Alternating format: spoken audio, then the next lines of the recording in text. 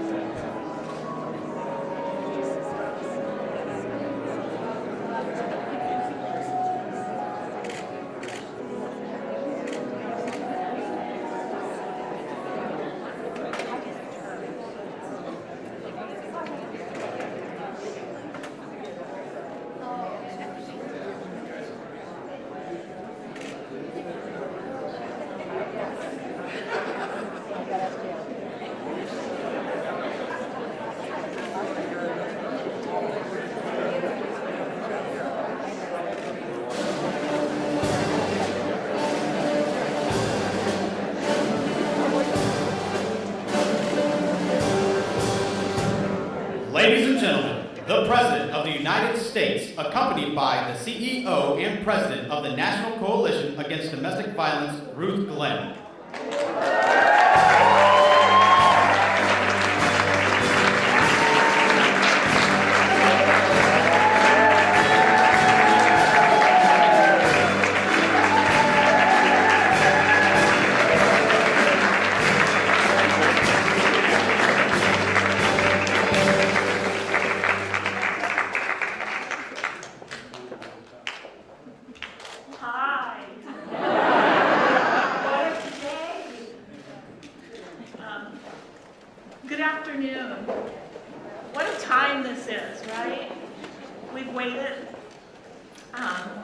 And we are thrilled to be here in this moment. The Violence Against Women Act addresses domestic violence, sexual assault, dating violence, and stalking. And this reauthorization does it in a more holistic way. As a pre-VAWA survivor of domestic violence, I personally understand the importance. And as the CEO of the National Coalition Against Domestic Violence, I also understand the importance. For those of us in this room, answering the calls of survivors, literally and metaphorically, we understand that survivors are not one-dimensional. Individual survivors have different needs, and different life circumstances. Some live in rural communities, and others live in urban communities. Some have children and others do not. Some need housing, some need advocacy, and some do not. Some need housing, some survivors reach out to law enforcement for help, and others reach out to their communities. Some survivors are young persons and others are older adults. Some have disabilities, some do not. We believe that VAWA allows us to meet all survivors where they are with responses and services specific to their needs. For those of us in this room, such as myself, who have survived some form of violence, we know too well what can happen when our specific needs aren't met. NCADV, our colleagues of the National Task Force to End Sexual and Domestic Violence, and every person who has worked for the past 5 years for the reauthorization are glad to be here in this moment. We in this room also want to thank the advocates on the ground who have devoted their lives to working with survivors of domestic violence and sexual assault.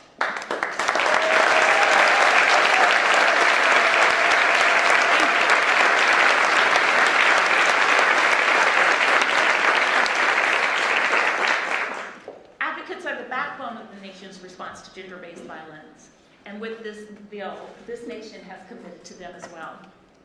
These 5 years of hard work to renew and strengthen VAWA would not be possible without the same tenacity and compassion of all, including bipartisan members of Congress and their staff. And including a man who became champion on these issues more than three decades ago.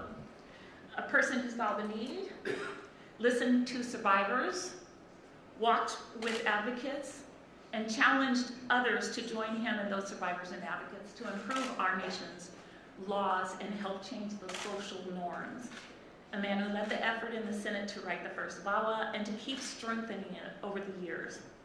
A person I had the privilege of introducing in 2014 during our collective celebration of the 20th anniversary of VAWA. Here I am again.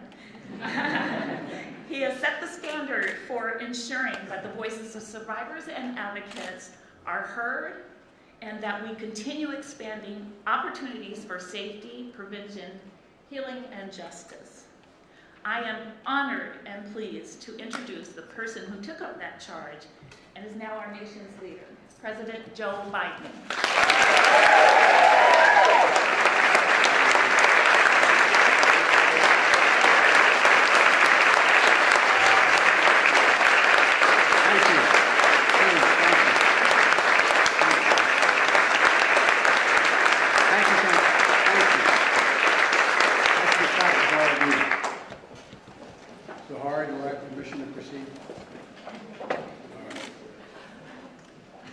First of all, as I was standing there listening, I should say that thank all of you, everyone in this room. It didn't change the law.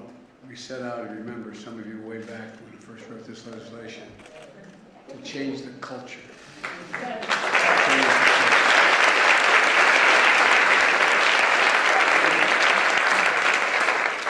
It's great to be with you all. Ruth, it's been an honor to stand with you through these years. And she was a serious victim of violence, left for dead, basically, before this law was written.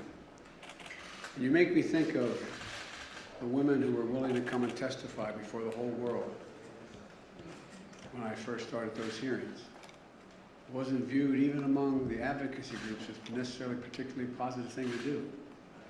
It was because, anyway, you know.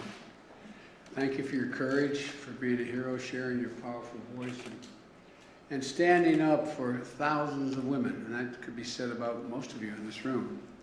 I want to thank the members of the Senate, the House, members of my cabinet, for all you've done. The idea that this took 5 years to reauthorize, I was out of office those years.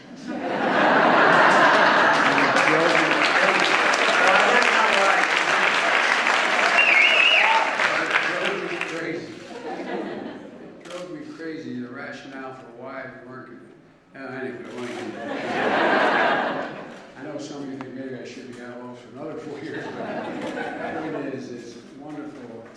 see so many brave survivors, and dedicated advocates, and truly old friends. So many have worked so hard to modernize the Violence Against Women Act, to make it stronger, make sure that it endures. And the reason we've been able to do so much, make so much progress in the past 20 years is because of all of you. I know some of you aren't even 28 years old, so it doesn't count for you. But all kidding aside, it really does. Again, I keep coming back to you, change the culture, not just the law. And I want to thank the bipartisan members of Congress who helped get this latest reauthorization. Brian Feinstein, Joni Ernst, Lisa Murkowski, and in the House, representatives, nobody worked harder than Sheila Jackson Lee.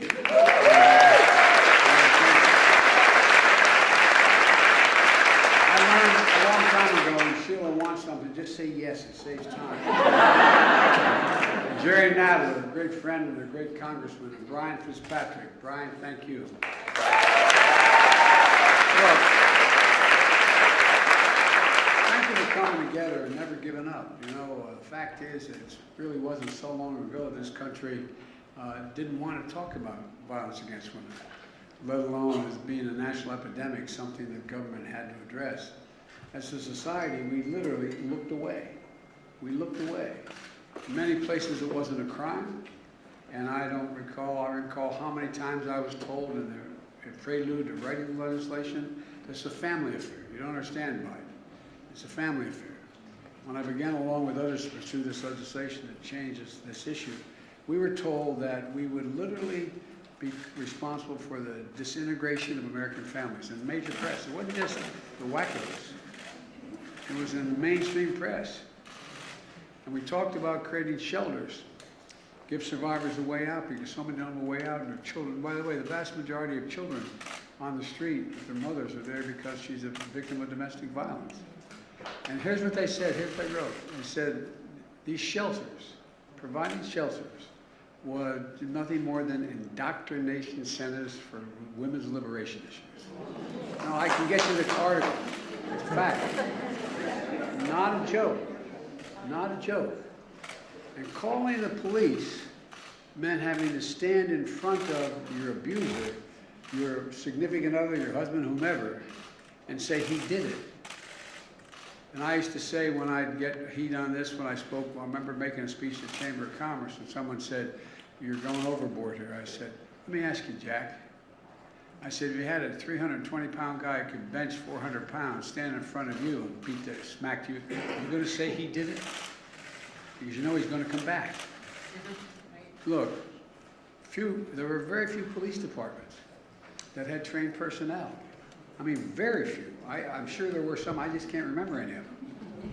No, I really mean it. As a matter of fact, I don't think there were any special victims units in most of the police departments around the country before this legislation was written. Now there's programs that are on TV for the last 25, 30 years. No, but I really mean it. It mattered. That's what I mean about changing the culture. Look, and there were too few places you could go for advice or for help. Where would you go? And how many times? I remember the biggest fights I had were the second time around with universities. With universities. Where do you show up? Where do you report this? Well, we don't want to. I mean, major universities. Not Podunk University, major universities. It took time to change the culture, and you did it. You did it. There was no national hotline. I remember going, all kidding aside, there have been millions of women who hit that hotline. All the brave guys I talked to, they say, "Biden, you're overdoing this." And I'd say, tell you what, if somebody who was twice your size beating the living crap out of you, you're in the same apartment with them, how do you go and pick up the phone and call for help? Women would hide and say, I can't say where I am. I don't know. Help me. That's how we got Microsoft and others in this fight with us. To help us physically locate so the police could pick up where that call was coming from. That was the background when I first wrote the Violence Against Women Act in 1990. To provide more protection against domestic violence, stalking, sexual assault, to support survivors, and help them find ways out of their abusive situations. And say, why didn't she leave? Well, she didn't leave. She had no place to go, and she had 2 kids with her. No money, nothing. No family to go to. Leave? I've been asked time to time, is the reason, I guess I got a little overwrought about this legislation early on. Not that I ever get overwrought. And I literally, the most oft-asked questions for the first 3 years of the act was, well, why are you so passionate about this? Was your mother a victim of domestic violence? Was your sister or your wife, were they victims? Swear to God, that was the most oft-asked question of me. And I said, no, that's not the answer. I happen to be raised by a gentle, decent man who taught all of his children, and I mean this with a lot of my heart. Lisa, you know this. You knew my dad. My dad would say the greatest sin of all that anyone could commit was the abuse of power. And the cardinal sin was for a man to raise his hand to a woman or a child. That's what this law has always been about, the abuse of power. Whether it ends in a rape or just a physical beat, it's about the abuse of power. So I believe that many of you in this room did, that I believe that too. And the only way we could change the culture was by shining an ugly, bright light on it and speaking its name. Make all the speeches you wanted. But until those women had the courage, and I remember in the back room holding it, it's going to be okay. It's going to be okay. Can you imagine being among the first to stand before the whole damn world? And millions of people hear you recite how you were abused? It took enormous courage. At the time, Majority Leader may remember, we both got criticized for wanting to make it public. We don't want to do that. We don't want to do that. That's why we held public hearings for this law. When there were senators and others who said it was too salacious for this to be public, for people to see. You know, but I believed, and a lot of us did, that we had to let America know what was going on. Take the blinders off. Make them look at it square in the eye. All the ugly side of it. Because I believed, as all of you did, that Americans are basically decent, honorable people. But they didn't want to get involved. Didn't want to get involved. How many times have you been in a crowded airport or in a circumstance where you see a man not physically beating, but abusing a woman? You just say, no, I don't want to do that. I don't know what to do.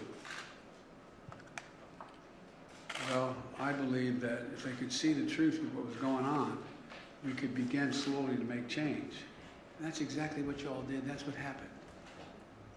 This law broke the dam of congressional resistance and cultural resistance. And it brought this hidden epidemic out of the shadows. You know, its introduction, it introduced our nation and so many brave survivors. Those stories changed the way America saw the issue. I mean, in a literal sense, it's hard to believe, even when I go back and think of how it started and where it was. As a practical matter, things began to shift. The legal and social burdens away from survivors and on to perpetrators and where they belong. Made addressing gender violence a shared priority with a determined, coordinated response. We created a hotline, as I said, for millions of women who have used the hotline. And again, I'll never forget being told the first time, I said, what did you do? She said, I got behind the drapes. I held the phone. And I said, pray God, pray God. Don't let them hear this. Pray God, pray God. It supported shelters and rape crisis centers, housing, legal assistance, creating life-saving options for women and children all across the country. And it helped train police officers, advocates, prosecutors, judges, court personnel to make the entire justice system fair and more responsive to the needs of survivors. I'll never forget, Chris, I went to the family court when I was writing this, and the family court in my state's like many of yours. And I watched, because I was told this would happen, I watched a woman come up to the desk and say, I want to report that my husband's beating me up. Well, why don't you have a seat over there? Not a joke. Go back and check your family courts back in the day. That's what happened. That's okay. You go over here. We'll get to that. No. I need help now. You know, the law has saved lives. It's helped women rebuild their lives. The hardest thing to get done was arrest on information. Because what used to happen is, a cop may be in the street and see a husband or a boyfriend or a man, anyone, smack his wife. They come over and say, do you want to bring charges? What else are you going to say? Yeah, I want to bring, we got the law changed to say the cop can arrest on information. He saw it happen. He saw it happen. And all these these tough guys. Even in 1994, we knew there was much more we had to do. You know, that was only the beginning. That's why, because of all of you in this room, every time we reauthorize this law, it's been improved. It's not like we didn't know we wanted to do these other things in the beginning. Because we did as much as we could and keep trying to add to it. You remember, you sat at my desk a lot of times. Broadening from domestic violence includes stalking, sexual assault in 2000, that was the change made. Expanding access to services for immigrants and communities of color in 2005, that was the change. Restoring jurisdiction of tribal courts.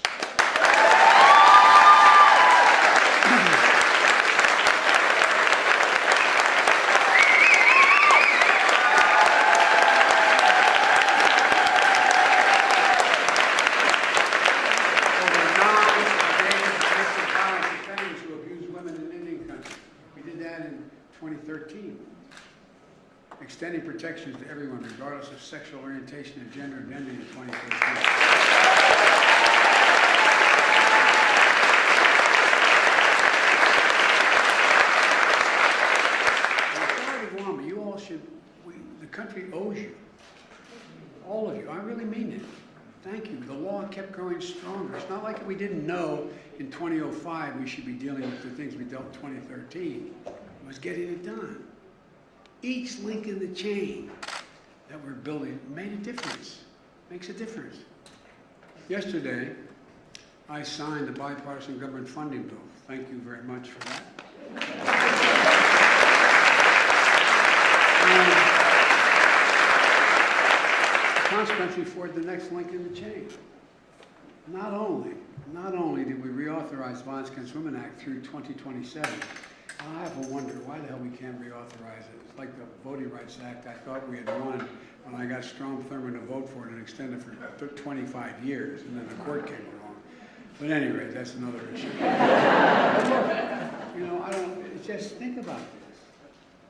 If this affected manhood, men, I don't think we'd have a problem, you know, doing it for even longer, making it permanent. But anyway, that's a different thing. Look, we deliver more help to survivors in rural areas. We understand in underserved communities for a simple reason. There's no place to go. You know, whether it's Arizona or whether it's Michigan, wherever it is. You're in a rural area, you call, you get help, and you do get help, and then they leave, and the next nearest town is 20 miles. How long does it take for the cop to get there? Tribal courts will now be able to exercise jurisdiction over non-native perpetrators of sexual assault, child abuse, sex trafficking, and so much more.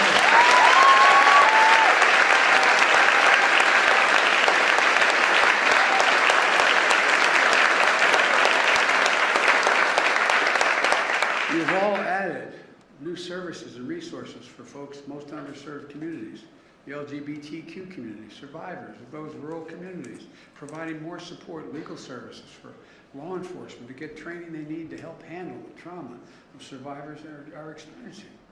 And by the way, it's not a criticism of the police. For all the mistakes police make and all the things they do wrong, we expect them to be everything from a counselor to an expert on sexual violence to an expert on all these things. But, you know, these are vast majority. People with, you know, degrees that are two-year degrees after school. I mean, they're smart, but we expect them to be psychologists. We expect them to be everything. So we established a new civil rights cause of action for those whose intimate images were shared on the public screen. How many times have you heard, I'll bet everybody knows somebody somewhere along the line, that in an intimate relationship, what happened was the guy takes a revealing picture of his naked friend or whatever in a compromising position, and then literally, in a sense, blackmails or mortifies that person. Send it out, put it online. Giving survivors real resources against abuse now. Ex-partners and stalkers who seek to humiliate and hurt them. You've created new programs to help end the backlog of the rape kits. And those rape kits, by the way, I don't know, you ought to go to your major cities, those of you in the House and Senate, this group probably has, which I have done. And this backlog is so significant. You could solve literally a significant portion of, look, the only thing I learned that's worse than for a woman, worse than a woman who is abused or raped and says it's Charlie who did it and no one believes her, him against her. And when you can take a look, if you take a look at those rape kits and went through them all, you could identify and arrest probably 40, 50% of the rapists in America. They're all there. Their DNAs are there. It's all in line. And run it against the whole panoply. Very few rapists rape only once. So look, that, you know, there's a lot that goes unprocessed. And we have to make sure survivors get compensation, and if there have been delays in their cases, you know, we made improvements in the National Criminal Background Check System to help states investigate and prosecute cases when abusers who are barred from purchasing firearms attempt to do so. That we've done federally. Quite frankly, that's one of the things that held up this bill for much too long. Much too long. Those are just a few of the ways we've strengthened not we, you've strengthened the law, because I just came back on the range again. But look, it comes on top of the work we've done together over the last years to make progress. We know the pandemic only exacerbated instances of domestic violence and sexual violence. It shot up like a Roman candle. And through the American Rescue Plan, the administration directed $1 billion in supplemental funding for domestic violence and sexual assault services.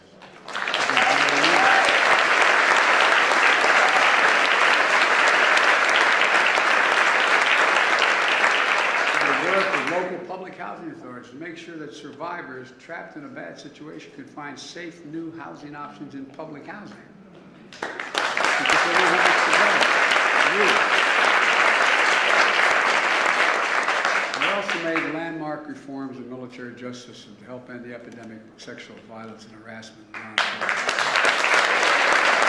Fundamentally changes how the military investigates, prosecutes sexual assault, domestic violence, and other related crimes. Thank you, Kristen Gillibrand. Thank you, Jackie Spicer. Jackie, stand up. You did an incredible job.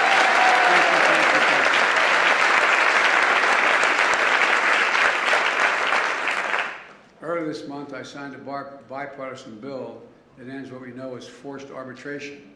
That's wonderful, isn't it? I signed a contract, and the small print says you can't do anything if your boss, male or female, if you end up getting abused, if you end up doing something, you know, you can't, you have to do it internally. No more. No more.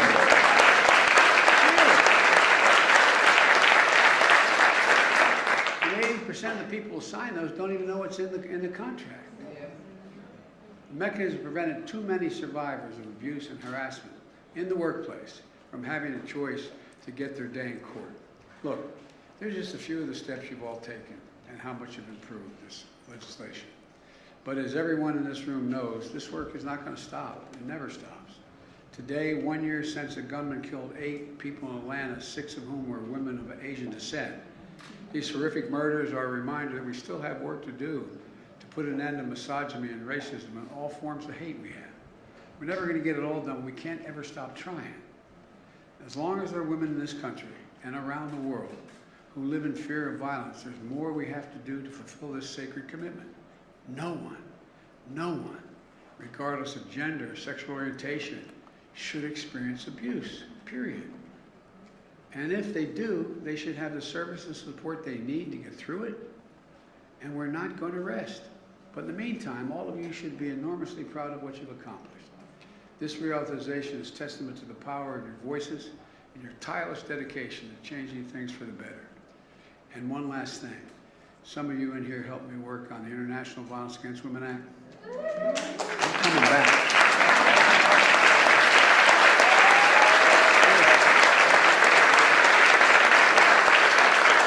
And I'll tell you a very short concluding story.